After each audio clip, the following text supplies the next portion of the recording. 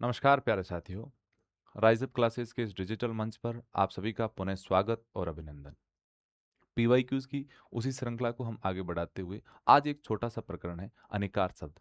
छोटा है लेकिन ये एक प्रकार में महत्वपूर्ण भी है। ये प्राय जैसे प्रकरणों, बड़े प्रकरणों के साथ ही इंक्लूड होता है। अगर हमें प्रायवाची का अगर अधिकाधिक नॉलेज है तो इस प्रकार के जितने भी छोटे-बड़े समानार्थी या भिन्नार्थक या अनेकार्थक, ये कुछ भी हो, ऐसे प्रकरण आपके प्राय से मजबूत हो जाते हैं। लेकिन ये अलग से दिया होता है। इसका अर्थ क्या? अनेकार्थ का अर्थ है एक ही शब्द के अनेक अर्थ निकल कर आए और उनका वाक्य के अंदर प्रयोग, उनके वाक्य के अंदर प्रयोग होते हैं, उनका अलग-अलग संदर्भ निकलता हो, अलग-अलग अर्थ निकलता हो, उन्हें क्या कहा जाता है? अनेकार्थ शब्द। जैसे हम एक शब्द लेते हैं तार, तार। तार शब्द का आप क्या अर्थ निकाल सकते हो? अधिकाधिक आप अर्थ निकालो। तार का अर्थ धातु होता है, ठीक है। एक आप तार रहो, तार का अर्थ धातु, तार का अर्थ आप ले लो मकड़ी का जाला, मकड़ी का जाला। तार का अर्थ किसी भी मतलब धातु की तार हो सकती है, लोहे की, अम, आप तांबे की, किसी की ले सकते हो, यानी हम इसको धातु के रूप में ले सकते हैं, ठीक है। जैसे सॉरी,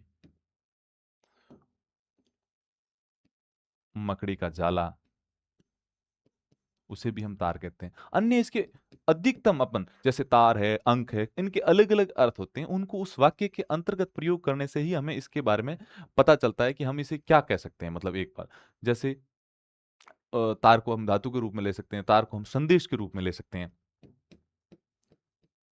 संदेश के रूप में ले सकते हैं। यानी कि तार क्या था? एक शब्द था। इसका वाक्य में प्रयोग करने पर हम इसका वास्तविक अर्थ जान पाएँगे। तभी हम इसके बारे में सही तरीके से जान पाएँगे। जैसे कर है, कर का अर्थ क्या है? हाथी है। कर का अर्थ क्या है? हाथ है। कर का अर्थ क्या है?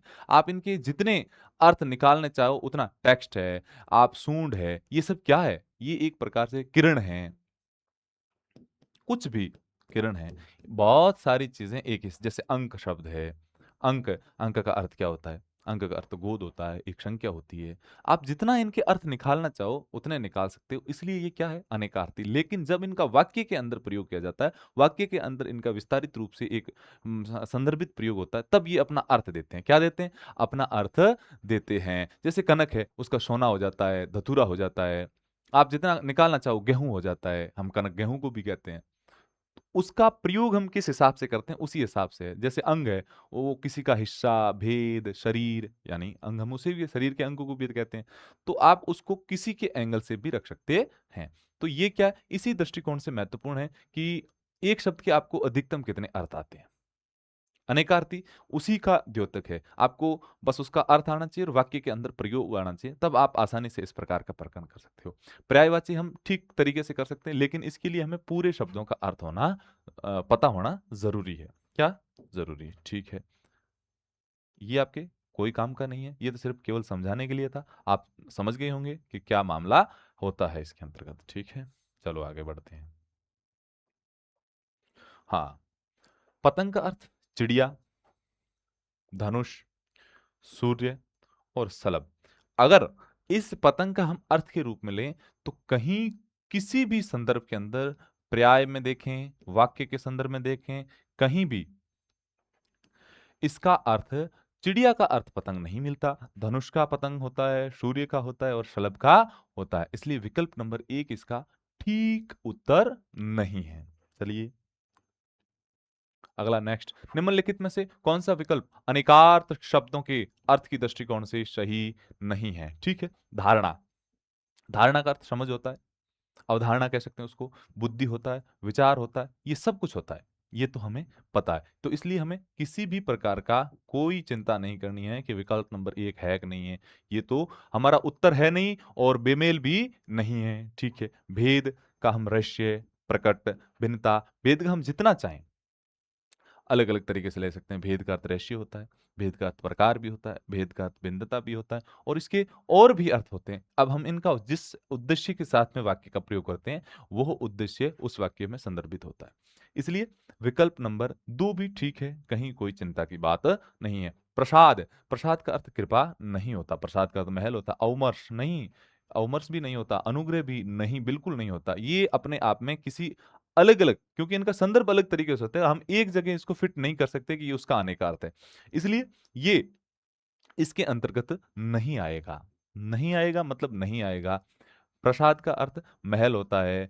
अगर उस प्रकार या उससे रिलेटेड जितने भी आ जाते तो हम मान लेते, लेकिन यहाँ किसी भी एंगल से कृपा, अवमर्श और अनुग्रह नहीं है। अब दल, सेना, चमू, समूह, पत्ता ये सब इसी के आते हैं। किसके? दल के ही एक प्रकार से अनर्थ हैं। इसका हम इसी संदर्भ के अंदर इनको अलग-अलग संदर्भ के अंदर प्रयोग करके अर्थ यही निकल के आता है दल के रूप में। तो ये सभी ठीक है, एक दूसरे के क्या है? अनेकार्थक है।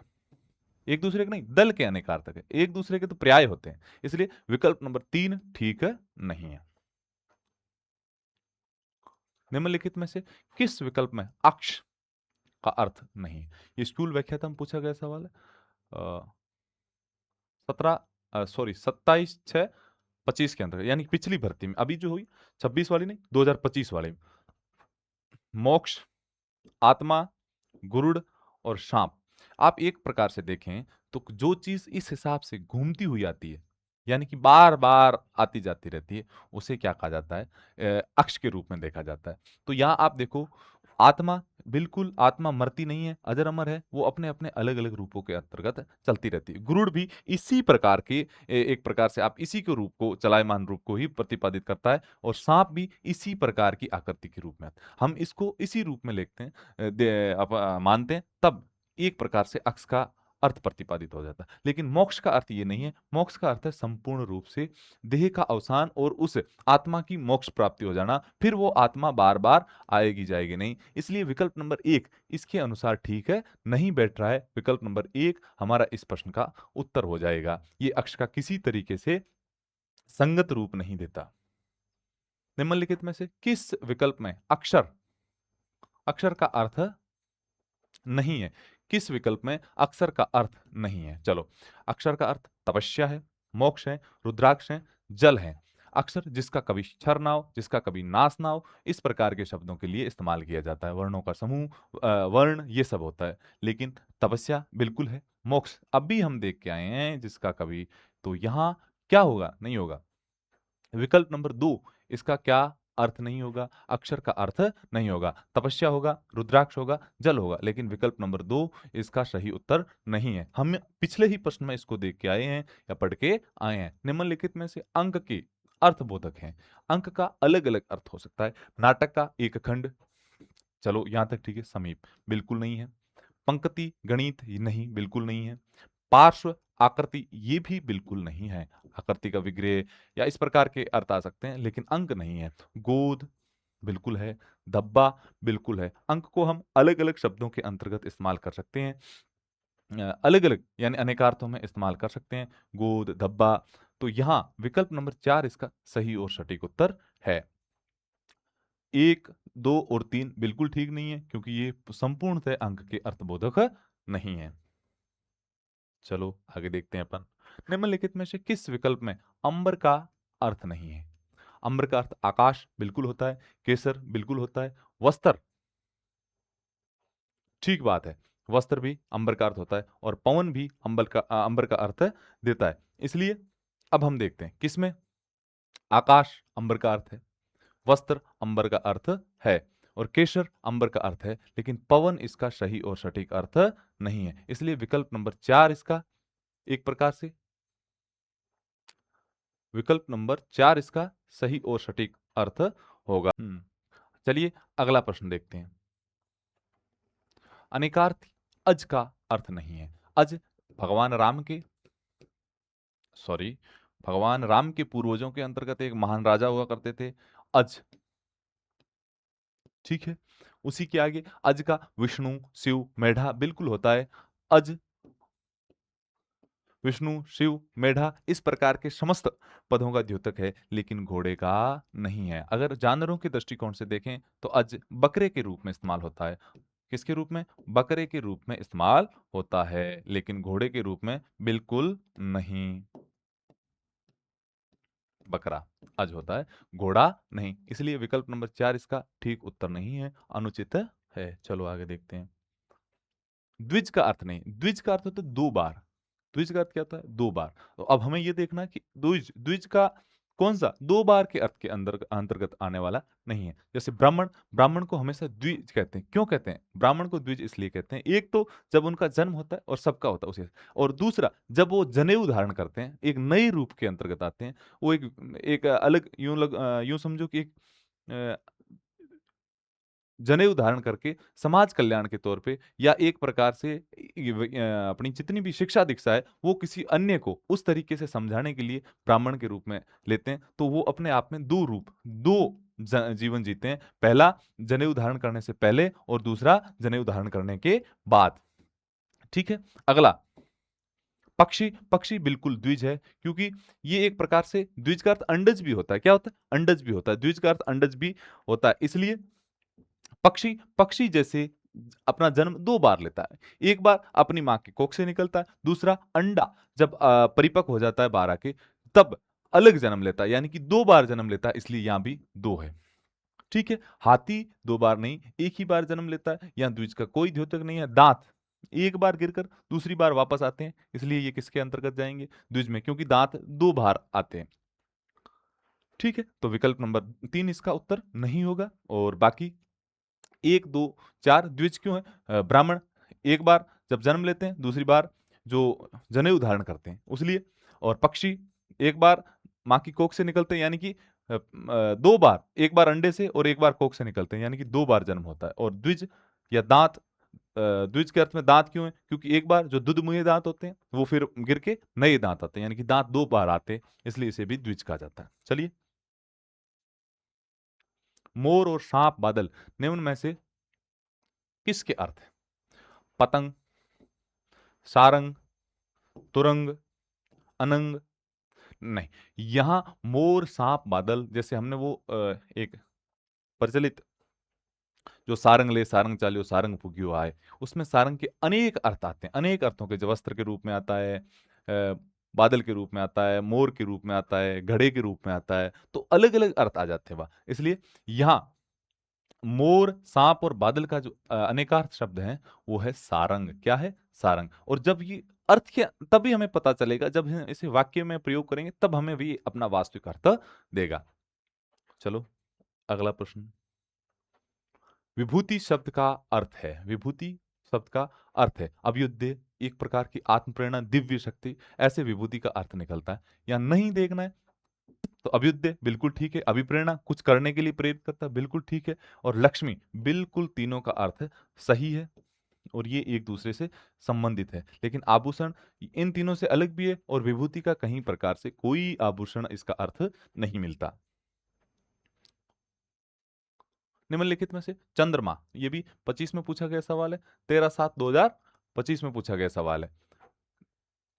चंद्रमा और कपूर अर्थ का सूचक है। इंदु, इंद्र, अब्ज और अर्क। इंद्र नहीं होगा। अब्ज का अर्थ क्या होता है आपको पता है?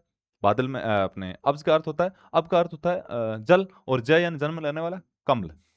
अर्क बिल्कुल नहीं है। यहाँ क्या है? इसका अर्थ है इंदु। क्या है? इंदु। इंदु का अर्थ क्या है? चंद्रमा, कपूर, सोम या इसके बहुत सारे ऐसे अर्थ निकलते हैं जिसको वाक्य में प्रयोग करके ही हम उसको उसका सही अर्थ और संदर्भ निकाल सकते हैं। चलिए नेक्स्ट। निम्नलिखित में से कौन सा शब्द भव का अनेकार्थी नहीं है? भव का अर्थ लोक होता है, संसार होता है, होना होता है, लेकिन सर्प नहीं होता है। ये हमें पूर्ण तरीके से विदित है। ये भव का अर्थ लोक होता है, संसार होता है और होना होता है। इसलिए विकल्प नंबर 4 इसका सही और सटीक उत्तर नहीं है। ये भी 13 फरवरी 2023 में पूछा गया सवाल है और अपने आप में लेटेस्ट भी है। एक हमें समझ भी देता है, समझ भी विकसित करता है। चलिए आगे नेक्स्ट। जिनी मानिस ते देवता कर्तन लागी बार। ये हमारे साहित्य संबंधी आ गया, बहुत अच्छा है। कहीं-कहीं इसको कबीर जी का दोहा माना जाता है, कहीं-कहीं इसे नानक जी के गुरु ग्रंथ साहिबा या उसमें कहीं संकलित माना जाता है, लेकिन बहुत अच्छी लाइन है।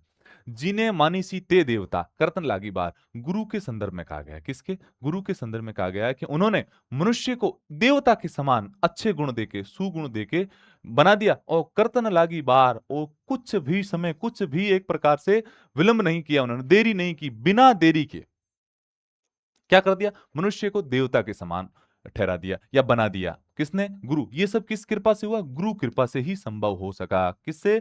गुरु कृपा से ही संभव हुआ। यहाँ गुरु की महिमा का वर्णन है, लेकिन यहाँ जिस बार शब्द का अर्थ भाव पूछा गया, भावार्थ पूछा गया, वहां विलंब है, इसका अर्थ होगा विलंब। ये सब गुरु कृपा से ही संभव हो सकता है। गुरु कृपा। बहुत अच्छी पंक्ति है। ऐसे जब साहित्य की पंक्ति आती है तो अपने आप में मन प्रफुल्लित हो जाता है, और कुछ चीजें पढ़ने के लिए हमेशा ही, क्योंकि बहुत दो कम से कम आप समझ लो कि 3-4 साल ऐसे जिए हैं साहित्य को कि समझ नहीं सकते। और जिए भी ऐसे हैं कि जियो तो प्राण ढाल दो ऐसे। चलो, इसका अर्थ क्या होगा? बार का अर्थ है विलंब। जिए नहीं, उसमें रम गए ऐसे समझो विद्यार्थियों। नंदिनी का अर्थ नहीं है, नंदिनी का अर्थ नहीं है। नंदिनी का अर्थ दुर्गा होता है, गंगा होता है, यशोदा और उमा। यशोदा नहीं होता है। क्यों? क्योंकि ये नंद की पत्नी थी, भार्या थी, लेकिन एक प्रकार से नंदिनी इनका इस तरीके से संबंधित नहीं है। इसलिए विकल्प नंबर 3, हमें ये नंदिनी देख के, यशोदा देख के कंफ्यूज नहीं होना है। विकल्प नंबर 3 इसका सही और सटीक उत्तर है। और ये भी अभी लेटेस्ट, बिल्कुल लेटेस्ट 13/7/2026 को पूछा गया सवाल है। 13/7/2026 को पूछा गया सवाल है। चलो नेक्स्ट। धन और प्रयोजन का अर्थ सूचक शब्द है। धन और प्रयोजन का अर्थसूचक शब्द। अपेक्षा बिल्कुल नहीं है, अक्षर बिल्कुल नहीं है, अर्थ या रुकते हैं अपन, और उत्तर नहीं। धन और प्रयोजन का बिल्कुल सही बात है। मतलब, संदर्भ, इस प्रकार के शब्दों से कौन जुड़ता है? धन और प्रयोजन अर्थ से संदर्भित है, ना कि अन्य अपेक्षा, अक्षर और उत्तर से हैं। चलिए नेक्स्ट।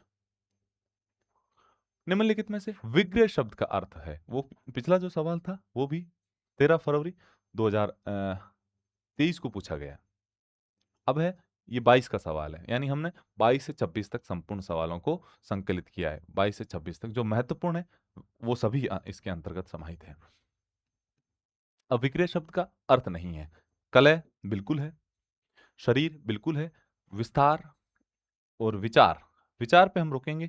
विचार के बारे में हमने, आपको पता हो तो पहला ही प्रश्न किया था शायद, और उसका अर्थ क्या होता है? बुद्धि, और उसके उस प्रकार के अनेकार्थ के रूप में आता है विचार।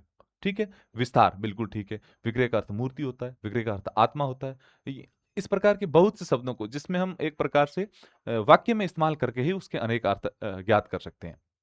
यहाँ कलह, शरीर और विस्तार बिल्कुल है। मूर्ति, विग्रह, इसमें इस प्रकार के शब्दों में आत्मा, ऐसे भी विग्रह के अनेक अर्थ संदर्भित होते हैं, लेकिन विचार कहीं भी हमें नहीं मिलता। इसलिए विकल्प नंबर 3 इसका सही और सटीक उत्तर होगा।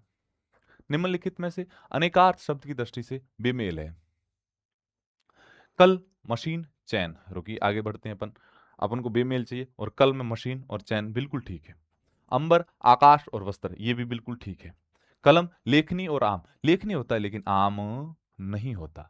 लेखनी होता है लेकिन आम नहीं होता। शिलीमुख, बाण और भ्रमर, ठीक बात है। कलम के अंतर्गत लेखनी बिल्कुल ठीक है, लेकिन इसका टहनी भी होता है, बहुत से अर्थ निकलते हैं, लेकिन आम कहीं भी नहीं। औजार भी मिलता है कलम का, यानी कि टहनी, औजार, इस प्रकार के कलम के मिलते हैं, लेकिन लेखनी कहीं नहीं मिलता। इसलिए लेखनी मिलता है, आम, आम कहीं नहीं मिलता। विकल्प नंबर 3 इसका सही और सटीक उत्तर होगा। चलिए।